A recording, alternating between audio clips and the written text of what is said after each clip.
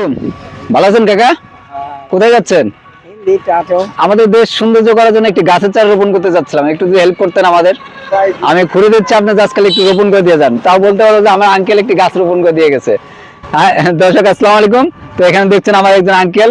তো আপনার বাসা মনে হয় এখানে, তাই না? তো আচ্ছা যাই হোক, এখানে আমরা একটা গাছের চারা একটু নিচের দিকে দিই না কাকা? এইখানে দেই যাতে মাটিটা অনেক শক্ত কাকা, যত যত মনে করছিলাম নরম তত নরম না। তো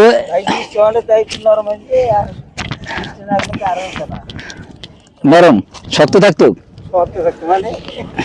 কি বলেন কাকা, এত শক্ত মাটি। আর এই খুন্তিটা ওই যে দোকান থেকে নিলাম এই করার জন্য। আঙ্কেলকে বললো যে সমস্যা না, গাছ লাগানো যেহেতু নেন। তো গাছ সবাই কিন্তু বেশি বেশি, আমার একটাই কথা থাকবে সবার কাছে, সবাই বেশি বেশি গাছ রোপণ করতে হবে, নয়তো আমাদের এই দেশ আরো সুন্দর করে আমরা সাজিয়ে তুলতে পারবো না। ইচ্ছা শক্তি বাড়ান, গাছের চারা রোপণ করুন।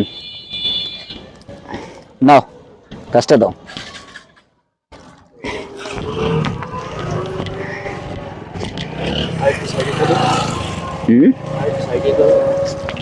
না সাইড করবো না, সরাইলে এমনি সরাই যাবে।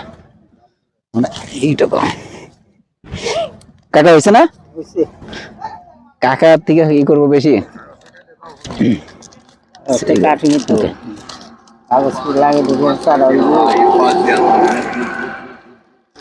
তো গাইস এখানে দেখছেন পলিথিনটা যে প্যাকেটটা থাকে ওটা ছিঁড়ে দেওয়া হচ্ছে। মাশাআল্লাহ, এটা না ছিঁড়ে দিলে তো আপনার শিকড়টা ছড়াতে পারবো না।